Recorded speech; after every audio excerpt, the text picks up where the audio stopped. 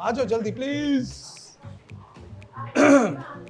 तो सर जब मन्नू भाई आए हैं तो इनके पीछे ही खड़ी होंगी ना, हम जूनियर्स के पीछे थोड़ा ना आएंगे। पागल हो तुम, जूनियर नहीं सीनियर हो भाई। क्या बस क्या हासिल माचिस। अरे उससे थोड़े ना होता है जी यार। I thought we are already on. एक जगह पे आपने कहा था कि मैं दूसरों के मोहल्ले की लड़कियों के साथ भी मैं मतलब काफी फेमस था। बॉम्बे आप मुझसे पहले आए? ना ना ना, आप मेरे से पहले आए। अरे कि जब मैं आया तो आप ऑलरेडी जिम में वर्कआउट कर रहे थे। अपना बैठे, अरे ये रोल मैं करूंगा, मुझे करना है। अरे एकदम तुम करोगे यार, चल तू कर। ये हारे हुए लोगों का होता है, उससे मेरे साथ ये कर दिया, उसने मेरे साथ वो कर दिया। हिम्मत है तो डटो। कल को मैं अगर अपने बेटे को लॉन्च करना चाहूंगा, अगर मेरा बेटा बोलेगा कि मैंने फिल्मों में आने, तो कल को आप मेरे ऊपर भी बोलोगे कि ये नेपोटिज्म में अपने बेटे को लॉन्च कर रहा है। अभी तो कॉफी नहीं आई है भाई। कॉफी नहीं आई, कॉफी नहीं आई। मैंने इंडिगो में खाना खाने गए हुए थे। इंडिगो में खाना खाना? हाँ, इंडिगो रेस्टोरेंट है। ओ अच्छा। Have you tried drinking in the morning? मैंने कहा no sir. Oh, don't try. अगर मैं इस इंडस्ट्री में 30 साल से रहा हूं, ठीक है, एक इंसान को नहीं मैं जानता था इस इंडस्ट्री में। ये आपने बहुत अच्छे सवालों के जवाब दिए हैं, तो ये हमारी तरफ से है। बादशाह, you can also have it. इससे किसी को कुछ याद आया हो ना आया हो, लेकिन जिमी जी आपको जरूर कुछ याद आया होगा। हाँ, याद आ गया।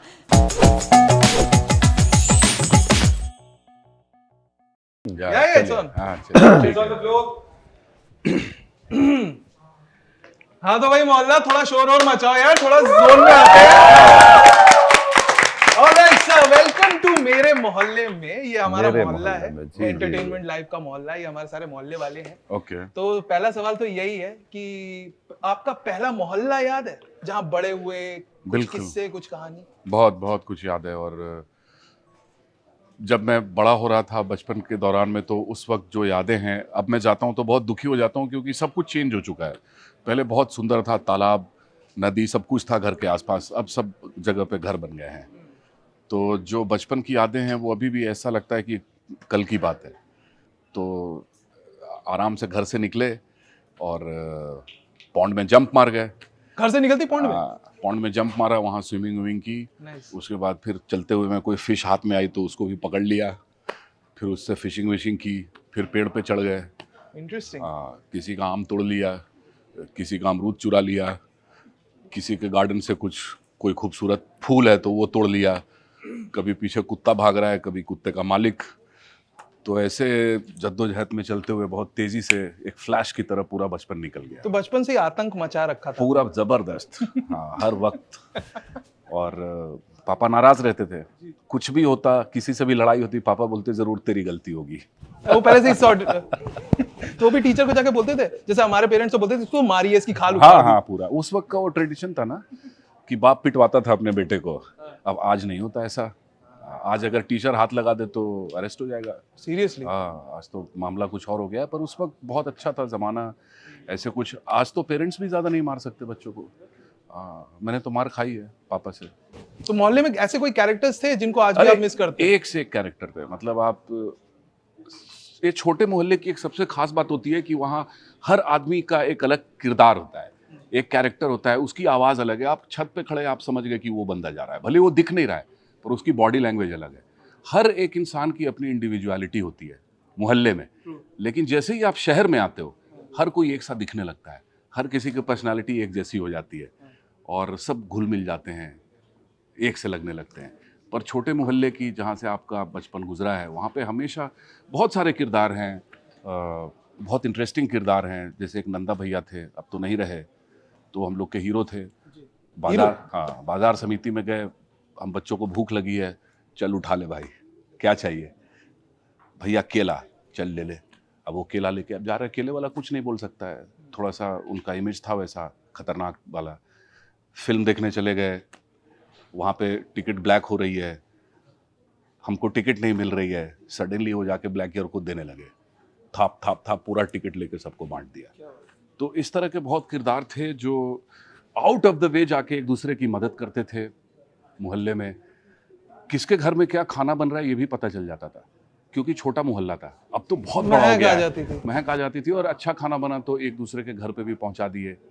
और इस तरह से टीवी है तो मोहल्ले में 2 ही घर पे टीवी है, तो सब लोग वहीं जमा हो रहे हैं देखने।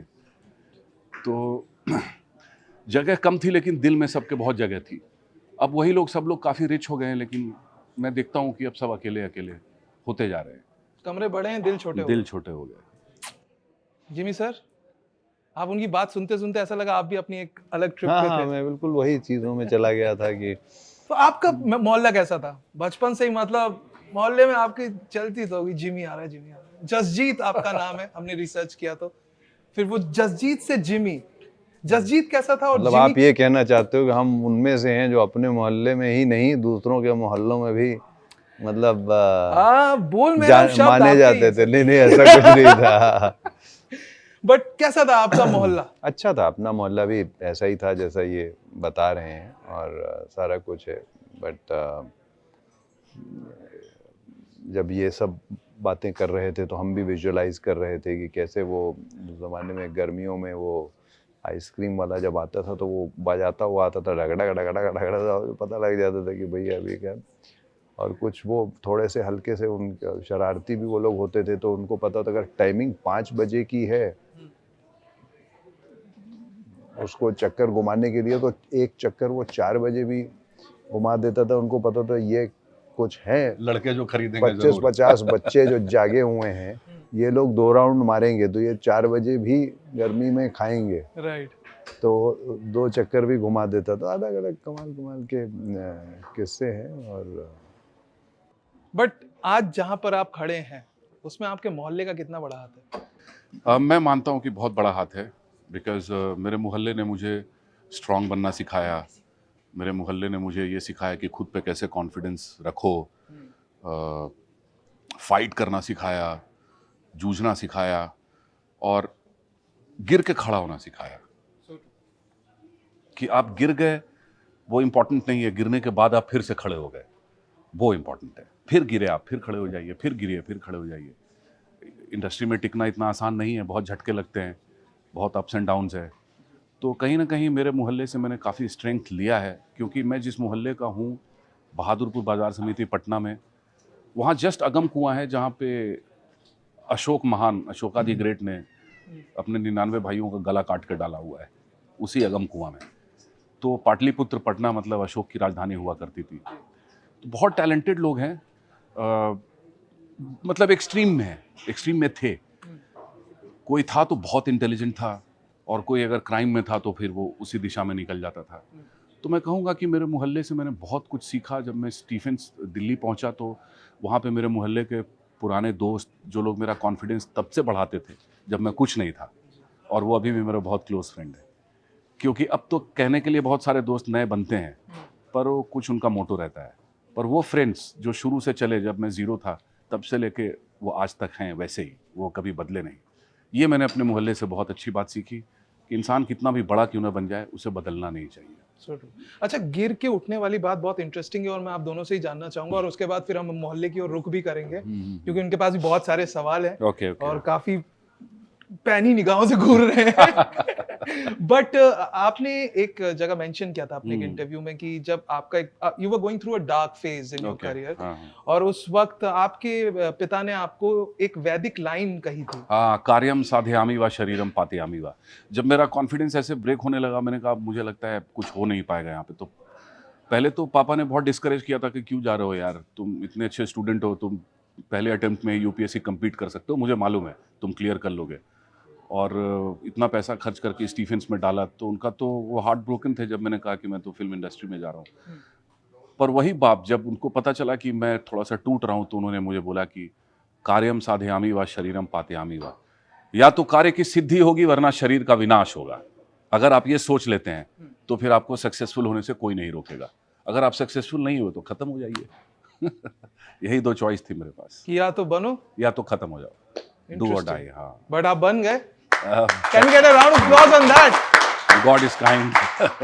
Yes, God has been kind. Jimmy sir, अगला सवाल आपके लिए मोहल्ला लेकर आएगा, क्योंकि मुझे पता है कि वो आपसे सवाल पूछने के लिए बड़े बेताब है, स्पेशली हमारे मोहल्ले की लड़कियां।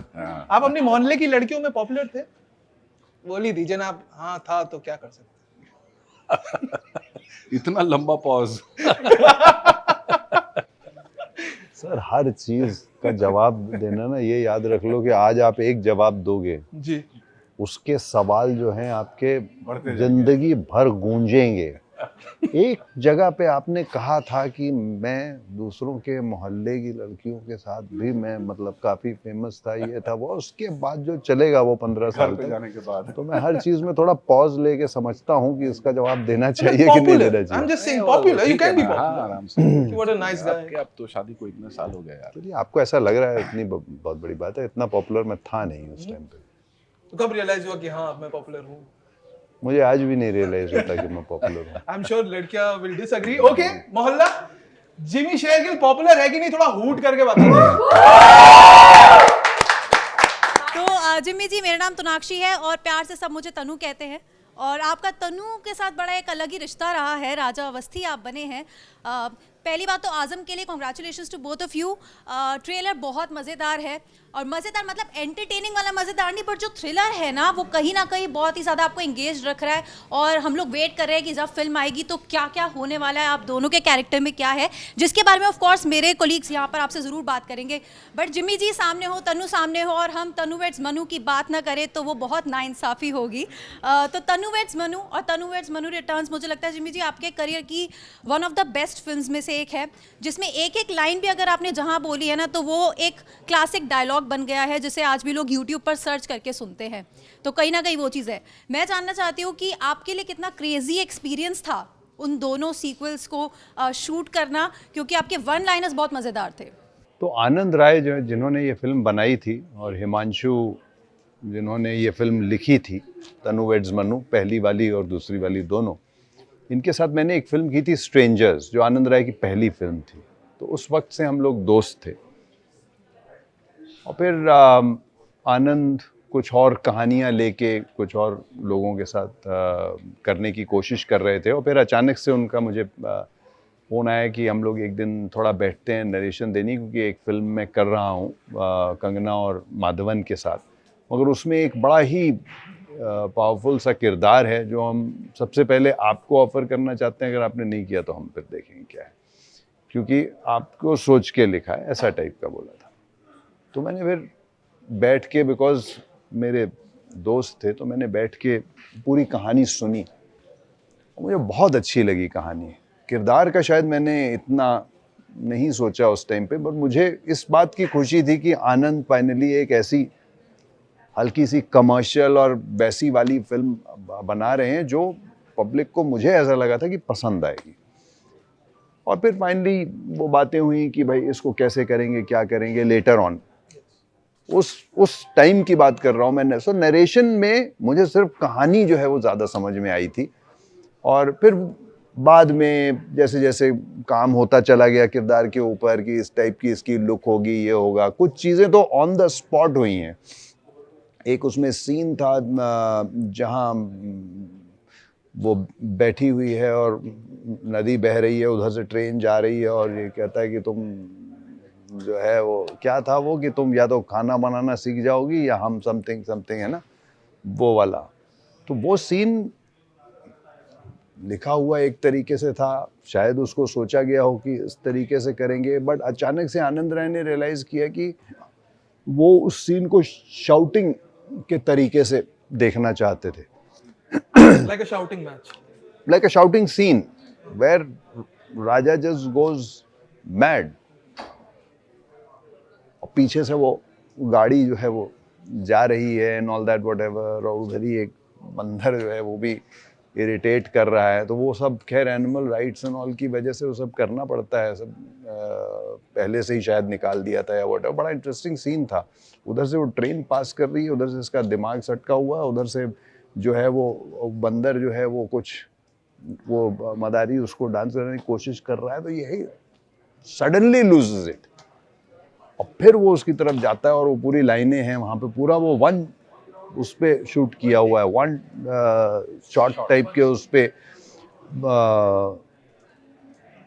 सो बहुत सारी ऐसी चीज़ें होती हैं जो ऑन द स्पॉट बनती हैं। आपने सोचा कुछ और होता है और वो बनता कुछ और है। और ऑब्वियसली कुछ फनी चीज़ें अगले पार्ट में हो जाती हैं, जैसे कि जब पार्ट 2 आ रहा था तो बड़ा डिस्कशन हुआ और मुझे बोला गया कि राजावस्ती जो है 5 साल बाद अभी वो थोड़ा सा मैच्योर हो चुका है, तो उसका थोड़ा लुक चेंज हो गया है और ये है वो है। तो मैंने कहा भाई ये तो अच्छा लग रहा है कि कहानी भी ओरिजिनली अगर 5 साल पहले रिलीज हुई थी फिल्म, तो 5 साल बाद की बात हो रही है। तो मैंने अपना पोर्शन जो है उस हिसाब से सारा कर दिया और सब कुछ हो गया। मैं बाद में फिल्म देख रहा हूँ, मैं बोल रहा हूँ यार मुझे ही क्यों 5 साल आगे कराया गया है, बाकी सबके सब तो जो है वो उसी दुनिया में घूम रहे हैं, जो फिट है वो वैसे ही फिट है, जो वो है सब उसी तरीके से, तो हम ही को क्यों बूढ़ा होने को कह दिया इन लोगों ने। तो पूछा मैंने, बट उनका चलो उनका कोई लाइनमैन का चक्कर था, उस हिसाब से उन्होंने सोचा हुआ था, मूंछें जच रही हैं अवस्थी जी जो भी उनका था। तो ऐसे बड़े इंटरेस्टिंग किस्से जो हैं वो दोनों तन्नू मन्नू के साथ रहे हैं। और एक जो आपकी केमिस्ट्री थी तनु के साथ राजावस्ती की, और उसमें क्लियरली था दोनों पार्ट्स में कि जो तनु कहती है वो राजावस्ती करता है। तो आज ये तनु आपसे एक रिक्वेस्ट करिए, क्या आप एक जो बहुत ही आइकॉनिक आपका डायलॉग है घोड़ी वाला, जिसमें आपने बोला था कि हमें एक बार भी घोड़ी पर चढ़ना नसीब नहीं हुआ और ये है कि घोड़ी पर घूमे जा रहे हैं, एक बार वो राजावस्ती स्टाइल में ज़रूर बोल के दिखा दीजिए। यहाँ एक बार घोड़ी पे चढ़ना नसीब नहीं हुआ, ये तब से घोड़ी पे ही घूम रहे हैं इस साले को। आई थिंक ऐसा ही कुछ था। जी हेलो सर, मैं प्रियंका जोशी और मेरा एक क्वेश्चन है नेपोटिज्म पर लेकर, क्योंकि हमेशा बॉलीवुड में नेपोटिज्म को लेकर सवाल किए जाते रहे हैं कि नेपोटिज्म है, स्ट्रगल करना पड़ता है, जो बाहर से लोग आते हैं और जो बॉलीवुड के जो स्टार किड्स हैं उनके लिए थोड़ा कम हो जाता है। आपकी इस पर क्या राय है? वो बोला ना, एक बार बोलो तो 15 साल 20 साल वही चीज़ पीछे चलेगी। मेरी तो यही राय है आज भी कि आई थिंक कल को आप मेरे अगेंस्ट बोलेंगे। अब एक टाइम पे मैं आया था, मैं आज भी लगा हुआ हूँ ना, मेरे जैसे कितने ही लोग आते हैं, सब वो करते हैं ना। ये हार मानने वालों का बड़ा आसान तरीका है कि बोल देना कि ये ऐसा हो गया, मेरे साथ ऐसा हो गया, वैसा हो गया। कल को मेरा बेटा है, अगर कल को वो इंडस्ट्री में आना चाहेगा, मैं क्यों नहीं सपोर्ट करूंगा उसे यार। आप समझ रहे हैं? फिर भी कुछ अगर मैं इस इंडस्ट्री में 30 साल से रहा हूं, ठीक है, एक इंसान को नहीं मैं जानता था इस इंडस्ट्री में, एक इंसान को नहीं जानता था मैं, दूर दूर से कोई कनेक्शन नहीं था मेरा इस इंडस्ट्री से। ऑलमोस्ट 30 साल मुझे यहाँ पे हो गए हैं। आई एम श्योर कि आपको भी उतना ही टाइम हो गया है, मुझसे ज्यादा हुआ है, सॉरी आपसे कम हुआ मेरा। अरे सर, फिल्म वाइज हुआ होगा, अक्स पहली फिल्म थी पर मेरी। बॉम्बे आप मुझसे पहले आए हैं। ना आप मेरे से पहले आए थे। अरे कि जब मैं आया तो आप ऑलरेडी जिम में वर्कआउट कर रहे थे। उल्टी कहानी। तो मैं ये बोलने की कोशिश कर रहा हूँ, ऑलमोस्ट लगा लीजिए आप 26 ईयर्स लगाइएगा टू बी प्रिसाइज, ठीक है ना, from the time my first film release 96 में हुई थी, तो उतने ही हो गए 26 साल। मैंने कभी टर्न अराउंड करके किसी को ये नहीं बोला है कि इसमें ऐसा है और मेरे साथ ऐसा हुआ है या वैसा हुआ है। मेरी फिल्मों में से मुझसे लड़कियां ले ली गई, मेरे जो अपना हमेशा लोग कहते हैं कि भाई ये अंडररेटेड है, सारा कुछ है, ये है वो है। अगर मैं कंप्लेन नहीं कर रहा हूँ तो आप बाहर बैठे बैठे कहाँ से किस्से बना बना के कंप्लेन कर रहे हो भाई? आप समझ रहे हो ना? अब आज मतलब मैं कहाँ पे हूँ आज मैं इंडस्ट्री का इंसान हूँ ना। कल को मैं अगर अपने बेटे को लॉन्च करना चाहूँगा, अगर मेरा बेटा बोलेगा कि मैंने फिल्मों में आने, तो कल को आप मेरे ऊपर भी बोलोगे कि ये नेपोटिज्म में अपने बेटे को लॉन्च कर रहा है। आप समझ रहे हो ना मेरी बात? कहीं ना कहीं आप इसे सही मानते हैं? किस चीज को सही मानता हूँ मैं? जैसे अपने बच्चों को सपोर्ट करना या फिर स्टार किड्स को जो सपोर्ट किया जाता है, कहीं ना कहीं वो ठीक है आपकी नज़रों में? मेरे लिए तो ठीक है। अगर मैं अपने बेटे को सपोर्ट करूंगा, मगर उससे किसी को ये हक नहीं बनता है कि मेरी तरफ उंगली डाले, क्योंकि मैं अपने बेटे को सपोर्ट करने से पहले शायद 50 लोगों को और भी सपोर्ट कर चुका हूं। आप समझ रहे हो? Okay, thank you. Abhimanyu sir, आप कुछ कह रहे थे कि इस हाँ support नहीं, से मैं, कोई फायदा नहीं मैं आपका सवाल सही था, इसमें मैं एक और point- एंड, हाँ, मेन चीज ये है, कहानी आपने वो बीच में सवाल काट दिया, मेन चीज ये है कि जो मेरे नसीब में लिखा है वो कोई नेपोटिज्म कोई नहीं ले सकता है। शाहरुख खान जो है उनसे बड़ा तो कोई यहाँ नहीं है। वो इंसान अपने बल पे आया, उड़ा के ले गया सबको। ये हारे हुए लोगों का होता है, उससे मेरे साथ ये कर दिया, उसने मेरे साथ वो कर दिया। हिम्मत है तो डटो। हम उस जमाने में पैदा हुए थे जिसमें हमें सिखाया गया था कि हिम्मत है तो डटे रहो, ये मत देखो कौन क्या बोल रहा है क्या नहीं बोल रहा है। आजकल ये सब बड़ा आसान है। कोई 10 दिन के लिए आप बॉम्बे गए, आप सोच के गए थे कि मैं ओवरनाइट शाहरुख खान बन जाऊंगा, करेक्ट है, और वहां जाके आपका कुछ नहीं बना। आपने बस ये वीडियो बना के रीलों में डालना शुरू कर दिया, अरे वहां बड़ी नेपोटिज्म, मेरे को ऐसा किया, मेरे को वैसा किया, वो किया। ऐसे थोड़े ना होता है यार। और नेपोटिज्म अगर इतना वर्क करता तो जितने स्टार हैं उनके बेटे बेटियां सब आज सुपरस्टार होते। करेक्ट, आप बताओ कि कितने एक्टर्स के बच्चे आज सक्सेसफुल हैं। करेक्ट। जितने लोग रूल कर रहे हैं इंडस्ट्री में सब बाहर के आए हुए हैं। वो अक्षय कुमार हो गए, शाहरुख खान हो गए, कोई भी, यंगर जनरेशन को भी ले लो आप सब Most सब of बाहर them, से आए हैं। सब बाहर से आए हैं और वो गजब का काम कर रहे हैं। तो आप लोग बेवकूफ हो जो ये सब बातें कि सर, एक काउंटर आर्गुमेंट दिया जाता है। हाँ नहीं, मेरा ये कहना है कि सही है, पर 50-50 होना चाहिए। ठीक है, अगर आप अपने लोगों को लेके आ रहे हो, जैसे मेरे बहुत सीनियर जर्नलिस्ट फ्रेंड एक बार घर पे आए थे, तो यही बातचीत हो रही थी कि यार हम लोग वेट करते रह जाते हैं और सडनली वो रोल किसी और को मिल गया, तो बोले कैसे हुआ ये? तो बोला यार वहाँ पे तो बचपन से आना जाना है उन लोगों का, तो अपना बैठे, अरे ये रोल मैं करूँगा, मुझे करना है। अरे एकदम तुम करोगे यार, चल तू कर ले। हाँ तो ठीक है, वो होने दो आप, पर 50% उधर हो गया, 50% टैलेंट लेके आओ। ये उस दिन डिस्कशन हुआ। नहीं ऐसा कोई नहीं। सर, एक काउंटर आर्गुमेंट जो दिया जाता है, हाँ। वो कहा जाता है कि जो स्ट्रगल कर रहे होते हैं या जो इंडस्ट्री के बाहर से आते हैं, उनकी स्ट्रगल जहां खत्म होती है, मतलब एक फिल्म मिली, एक डेब्यू मिला, स्टार किड्स की वहां से शुरुआत होती है। हाँ, ये लेकिन बात आप कह वही सकते तो हैं। अभी बोल रहे थे ना हाँ। कि आप स्टार किड को, अगर मैं सपोज करो कि कल को मेरा बेटा बोलता है मुझे एक्टर बनना है, मैं उसको सिर्फ लॉन्च कर सकता हूँ और कुछ नहीं। उसके बाद उसको स्टार या कुछ मैं नहीं बना सकता हूँ भाई। यही तो मैं बोलने की कोशिश कर रहा हूँ। I can not make him a star if he is not capable, if he is not this thing. Only thing, as a father, as an emotional father, I will be able to launch him. I cannot make him a star. और उसके बाद में कोई एक और लड़का आएगा जो कहीं से भी आया होगा, कोई भी जगह ले लीजिए, पंजाब से होगा, कानपुर से होगा, कहीं से भी वो लड़का आया होगा, कोई कनेक्शन नहीं होगा उसका, वो कोई ऐसा रोल करेगा और उसका छोटा सा रोल होगा और उसके बाद अगली फिल्म उसको लीड मिलेगी और वो फिल्म कुछ गजब का कर जाएगी और वो सुपरस्टार बन जाएगा। वो किस्मत होती है, आप समझ रहे हैं। मैं अपने बेटे को किस्मत नहीं दे सकता हूं, मैं सिर्फ बिकॉज मैं उस पोजीशन में हूं आज, जिस पोजीशन में मेरे शायद फादर नहीं थे, करेक्ट है, क्योंकि वो इस इंडस्ट्री से नहीं थे और मेरे पास कोई इस इंडस्ट्री में नहीं था, तो मेरी जर्नी अलग थी। अब मेरे बेटे की जर्नी अलग है। बेटे की भी किस्मत है कि वो आपका बेटा अब उसकी किस्मत ये है, उसकी किस्मत। अब आगे ये भी उसकी किस्मत होगी कि अगर कल को वो, चलो उसको मैंने लॉन्च कर दिया, लेकिन उसके बाद क्या? आप समझ रहे हो ना मेरी बात? उसके बाद क्या? कौन, अगर if he doesn't have it, then it's gone. So where was the nepotism and where was this thing? What is the logic behind it?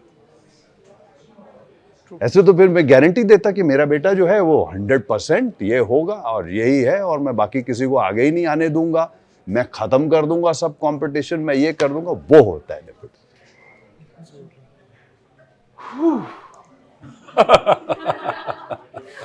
अभी तो कॉफी नहीं आई है भाई। कॉफी नहीं आई, कॉफी नहीं आई। अच्छा, अरे चलते शो में लाके रख सकते हैं, कोई टेंशन कॉफी नहीं। ला दो कोई। अच्छा, अगला सवाल। तब तक तो चलते रहो। आप देख तो सकते हैं, चल। काफी छेड़ू मोहल्ला है हमारा। अच्छा। और मुझे मेरे मोहल्ले की याद आ रही है, हर लोग एक दूसरे की लेग पुलिंग करते थे। तो आपकी वाइफ इंडिगो की फ्लाइट में थी, हाँ, आप साथ में थे हाँ। और राम गोपाल वर्मा की आप पे नजर पड़ी। नहीं, इंडिगो में नहीं, इंडिगो में खाना खाने गए हुए थे। इंडिगो में खाना खाने? हाँ, इंडिगो रेस्टोरेंट है। ओ अच्छा। मैं सोच रहा हूँ कि हो सकता है बड़े स्टार है, मे बी इंडिगो की फ्लाइट करके खाना ना खाने जा रहे हो। अच्छा, इंडिगो इंडिगो रेस्टोरेंट था और मेरा मूड नहीं था कि मैं वहां जाऊं जी। क्योंकि मैं कहा कि कहीं चल लो यार जहाँ पे जाते ही खाना मिले अपने को। हाँ। और यहाँ बहुत भीड़ लगी रहती थी, तो भी मेरी वाइफ मुझे वहीं लेके गई। वहां लेके गई, लकली 2-3 मिनट के अंदर हमको जगह मिल गई, हम अंदर गए और काफी भीड़ थी, सब भरा हुआ था। बस उसके बाद हम लोग खाना वाना खाए निकल गए। तो रेस्टोरेंट में आपने ऐसा क्या किया कि उनको लगा रक्त चरित्र हाँ, ये विलेन वही बनेगा? बता रहा हूँ। तो उसके बाद हुआ क्या कि सुभाष के झा करके एक बहुत सीनियर जर्नलिस्ट है पटना के, जी। उन्होंने मेरे बारे में कुछ अच्छा आर्टिकल लिख रखा था गुलाल के टाइम पे। तो उनका मुझे फोन आया कि Ram Gopal Varma wants to meet you, do you have his number? मैंने कहा नो। तो उसने बोला आई विल टेक्स्ट यू। तो उन्होंने राम गोपाल वर्मा का मुझे नंबर टेक्स्ट किया और बोले मिलने चले जाओ, तो तुमसे मिलना चाहते हैं। तो मैंने उनको टेक्स्ट किया तो बोले आ जाओ। अब मैं उनसे एड्रेस मांग रहा हूँ तो एड्रेस नहीं दे रहे, मुझे नहीं दे रहे। तो मैं उनके पुराने ऑफिसेज में पहुंच गया 2-3 जो फैक्ट्री वगैरह थी, तो बंद हो चुकी है कब से। हाँ। फिर फाइनली करते करते किसी के थ्रू पता चला कि अरे जहाँ मैं रह रहा था वहाँ से बस 5 कदम के दूर पे उनका नया ऑफिस है मिल्लत नगर में। तो मैं वहाँ पहुँचा, जो भी है कास्टिंग वगैरह सब हो गई है, वो शूटिंग वूटिंग होने लगी। तो एक दिन उनके असिस्टेंट ने मुझे बताया कि do you know sir how your casting was done? मैंने कहा no, I am not aware.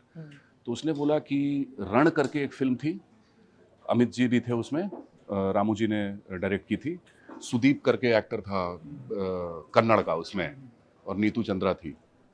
तो उन्होंने बोला कि हम लोग रण का पोस्ट खत्म करके वहाँ पहुँचे और रामू जी ने हम लोग को बहुत गुस्से में देखा कि you bunch of idiots, you have got me here, you think I am gonna wait to have my dinner, let's go from here. अरे सर वेट, उन लोगों ने रोका, सर 2 मिनट में बस अभी ऐसा हो जाएगा। तो करते करते उनकी नज़र मुझ पे पड़ी, मैं वहाँ बैठ के खाना खा, और मैं बहुत ही डिसेंट लग रहा था, क्लीन शेवन वेवन हो करके। तो उन्होंने बोला हु इज दिस मैन? तो उसने, एक असिस्टेंट ने बोला ही इज एन एक्टर, अभी इसने गुलाल में काम किया। अच्छा, okay, he will play Bukka Reddy. That's it. And that's how Bukka Reddy की कास्टिंग हुई। और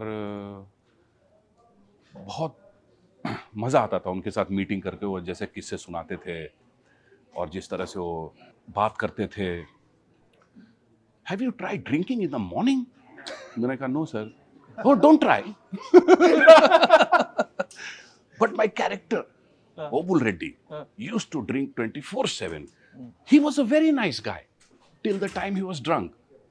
But he was always drunk. So, उनका एक तरीका था बहुत ही बढ़िया, मतलब वो हुआ। तो कभी कभी ऐसी बातें हो जाती है और किसी को बिलीव नहीं हुआ कि ऐसा सच था, लेकिन चूंकि रामू जी ने नहीं, मुझे उनके असिस्टेंट ने बताया ये बात कि ऐसे हुई थी कास्टिंग। इंटरेस्टिंग। और उन्होंने डायरेक्ट सुभाष के झा से मेरा नंबर लिया, क्योंकि उनके पास मेरा नंबर पड़ा हुआ था। उसको किसी ने बताया उनको कि ये इज फ्रॉम बिहार। तो बोला okay, I know one journalist, just find out his number. So सारे struggling actors please take note, next time आपकी गो टू इंडिगो या गर्लफ्रेंड आपसे कहे डिनर पे चलो तो चले जाओ। हाँ, यस। सो सारे struggling actors please take note, next time आपकी गो टू इंडिगो या गर्लफ्रेंड आपसे कहे डिनर पे चलो तो चले जाओ। हाँ, यस। देखो राजा अवस्थी, ऐसा है कि हमको पता था कि आप कानपुर से सीधा इधर आने वाले हो, एबीपी के ऑफिस, ठीक है? तो हम भी कानपुर से इधर ही आ गए, ठीक है? वैसे तो कंगना रनौत को किसी की परमिशन की ज़रूरत है नहीं, पर चूंकि आई एम वेरी सस्ती कॉपी ऑफ कंगना रनौत, तो मैं आपसे पूछना चाहूँगी, परमिशन लेना चाहूँगी कि प्लीज़ मेरे साथ वो आंखें वाला पे डांस कर लीजिए ना। मना मत करिएगा सर, बहुत रिक्वेस्ट करूँगी फिर मैं। आंखें खुली हो या सर, मना मत करना सर, प्लीज़ सर। ये सुबह से ऑफिस में नाच रही है सर, मेरा दिल धक धक हो रहा है सर, मत करो ना सर। हाँ sir.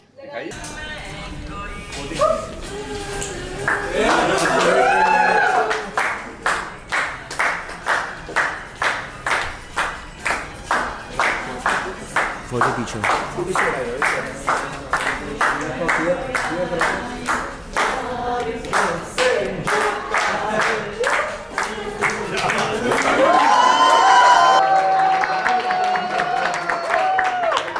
Make some noise for Abhimanyu Singh and Bhavna. Well done. But genuinely very nice. Well done, well done. आंखें खुली हो या हो बंद, ये song is an epic song. इतना बड़ा कास्ट, इतना सारा क्रू और एक से बढ़कर एक डांसर्स, उसमें यंगस्टर्स एंड वो जो डेब्यूटेंट्स भी और वो जो फ्रेशली आए हैं।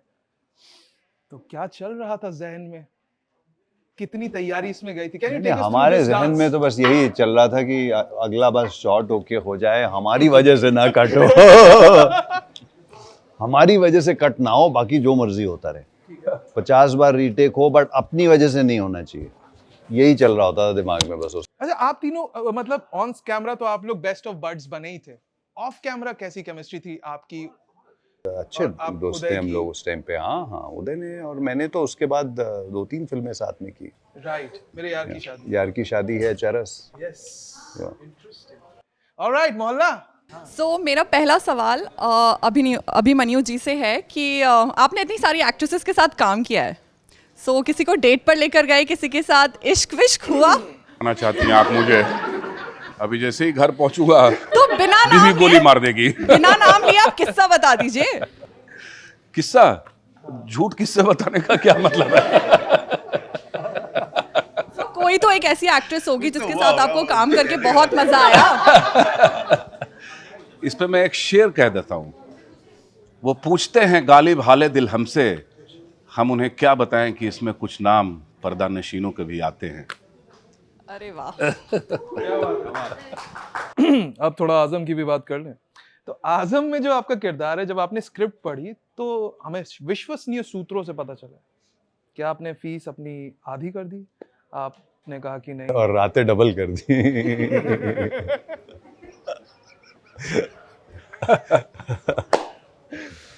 ऐसा है? इतना भाया आपको आजम में अपना कैरेक्टर? नहीं, सो आजम में कैरेक्टर का चक्कर नहीं है। आजम जब पहली बार मुझे इस फिल्म के बारे में बताया गया था तो मैंने ना कर दिया था।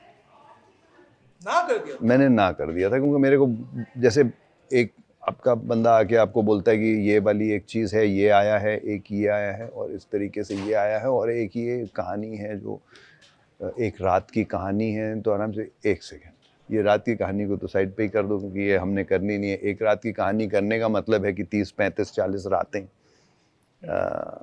और मैं इतनी रातें अब शूट नहीं करता हूँ। सो एनीवेज, तो रात गई बात गई और उसके बाद फिर कुछ हफ्तों के बाद मैं रैंडमली जो स्क्रिप्टें मेरे पास आई थी उनमें से एक स्क्रिप्ट पढ़ता हूँ जो मुझे बहुत ज़्यादा पसंद आती है और मैं अचानक से अपने मैनेजर को बोलता हूँ भाई ये मुझे बहुत पसंद आई है स्क्रिप्ट, ये हम लोग को करनी चाहिए। तो वो देखता है ये तो वही है जिसके लिए हमने ना बोल दी थी। तो फिर हमने उन्हें ढूंढा, हमारे डायरेक्टर को, और ये ज़रूर मैंने बोल दिया था कि अगर वो रोल उन्होंने किसी और को भी दे दिया है तो कोई और पार्ट हो जो 3-4 रातों का हो या कुछ हो, हम वो भी करने को तैयार हैं। Our thing is we are so, we've loved the script so much that we want to be a part of it. Okay. And Abhimanyu sir कब जुड़े इस कास्ट में? How did that happen? मैं भी शुरू में ही जुड़ा। मेरे पास कॉल आया, डायरेक्टर आए खुद और मुझे नरेट किया तो मुझे इंटरेस्टिंग लगा काफ़ी, बिकॉज अंडरवर्ल्ड है। काफ़ी टाइम के बाद ऐसे रियल एंड रॉ फिल्म आप देखेंगे अंडरवर्ल्ड के ऊपर, बॉम्बे अंडरवर्ल्ड के ऊपर। तो मुझे फील बहुत अच्छा लगा, सीन्स जिस तरह से लिखे हुए थे वो मुझे बहुत अच्छा लगा। तो कोई डाउट था ही नहीं, मैंने कहा मैं करता हूँ यार। और मैं और जिमी जानते एक दूसरे को बहुत सालों से हैं, लेकिन काम करने का मौका पहली बार मिला तो एक अलग लेवल का कंफर्ट था सेट पे। और चारों तरफ हमारे इतने बेहतरीन actors, Sayaji Shinde, Raza Murad, Govind Namdev, one of the best. तो बहुत ही एक अच्छी टीम मुझे बनती हुई दिखी कि यहाँ पे मज़ा आएगा, क्योंकि हर कोई दिग्गज है। और जब ऐसे सिचुएशन में आप हो जहाँ पे हर कोई दिग्गज है तो अब आपका ऑलरेडी मोरल अपलिफ्ट हो जाता है और आप अपना बेस्ट वहाँ देने लगते हो। तो ये चीज़ें कुछ ऐसी हुई, मेरे दिमाग में कोई डाउट नहीं था, मैंने कहा करूँगा तो मैं ज़रूर इसको। और इस तरह से मैं ऑन बोर्ड आ गया और हम लोग शुरू हो गए। क्यों मुस्कुरा रहे? मैं यही सोच रहा हूँ। उनके दिमाग में कुछ चल रहा है और मैं सोच रहा हूँ क्या क्या बोला था जो जो वापस से पूछा जाएगा। मोहल्ला वैसे काफी शांत हो गया। हाँ, मोहल्ला शांत क्यों हो गया? यहाँ खड़े हैं हम सारे। I want to give you both something. I'll just come in the frame and I'll give you this. ये आपने बहुत अच्छे सवालों के जवाब दिए हैं, तो ये हमारी तरफ से है। बादशाह, you can also have it. इससे किसी को कुछ याद आया हो ना आया हो, लेकिन जिमी जी आपको ज़रूर कुछ याद आया होगा। हाँ, याद आ गया। तो गुलजार साहब के पास साथ आपने एक फिल्म की थी माचिस, आपकी शुरुआती दिनों की फिल्म थी। कोई शॉट बहुत अच्छा जाता था, आपको टॉफ़ी मिलती थी। वो टाइम एक अलग था। आज के टाइम में जब डायरेक्टर को आपका कोई शॉट पसंद आता है या आपका काम किसी फिल्म में पसंद आता है, तो किस तरह के गिफ्ट्स मिलते हैं? तब तो टॉफ़ी मिल जाती थी और खुश हो जाते थे। अभी तो कोई कुछ नहीं देता है। नहीं, मुझे तो कोई याद नहीं आ रहा है ऐसा बंदा जो इवन टॉफी भी बांटता हो अगर आपने अच्छा शॉट दिया हो। नहीं, अब कॉम्प्लीमेंट्स टॉफी से ज़्यादा वर्क करते हैं। हाँ, डायरेक्टर ने बोला अरे बहुत बढ़िया शॉट है यार, कमाल, मज़ा आ गया, तो आप समझिए कि हमारी मेहनत सफल हो गई और हमें अच्छा लगता है कि अब इससे बड़ा गिफ्ट क्या हो सकता है। सही बात है। बट गुलजार साहब के साथ आपके वो दिन अगर आप याद करते हैं तो सबसे प्यारी मेमोरी कौन सी है जो याद आती है? बहुत सारी मेमोरीज हैं, बट ये सब आई थिंक बड़ी यूनिक और प्यारी मेमोरी है। टॉफ़ियाँ जो वो ऑरेंज कैंडीज दिया करते थे, बहुत अच्छा शॉट दिया तो एक, और अगर आउटस्टैंडिंग दिया है तो दो। मतलब हाँ, एक सीन मुझे दो मिली थी, वो जहाँ पे ये आपका मेरा किरदार जो अपनी स्टोरी बता रहा है। हाँ, अपनी स्टोरी बता रहा, वो वाले में हाँ। दो मिली थी। अभिमन्यु जी, आपको भी कुछ मिला है कभी किसी डायरेक्टर से ऐसे कुछ, ऐसे छोटे छोटे प्यारे से कोई गिफ्ट्स? प्यारे से गिफ्ट तो मुझे कुछ ऐसे नहीं याद आ रहे हैं, लेकिन एक बार मुझे गिफ्ट मिला था जूता। खाने के लिए नहीं, पहनने के लिए। आप ऐसे मतलब क्यूरियस हो गए कि पता नहीं किसने मारा, इसलिए मैं बोल रहा हूँ। पहनने के लिए मिला। मैं मॉम की शूटिंग कर रहा था श्रीदेवी मैम के साथ, और कुछ ऐसा शॉट हुआ, वो बहुत खुश हो गई। वो कुछ उन्होंने बोनी जी को बोला, तो बोनी जी मुझे ऐसे देख रहे थे, तो मेरी नज़र गई बोनी जी के जूते पे। मैंने कहा जूता तो बहुत अच्छा पहन रखा है सर आपने। तो उसी वक्त उन्होंने वो जूता खोल के मुझे दे दिया। मैंने कहा अरे भाई नहीं चाहिए मुझे सर, क्या कर रहे हो आप, नहीं चाहिए मुझे। तो मेरे बॉय को बोला, नहीं, अपने बॉय को बोला जाओ इनके रूम में रख के आओ। वो रूम में रख दिया उन्होंने। फिर डायरेक्टर आया शाम को, बोले अरे ये शूज़। मैंने कहा बोनी जी ने गिफ्ट किया है। अरे प्राडा के शूज़ गिफ्ट कर दिए, इतना महंगा जूता।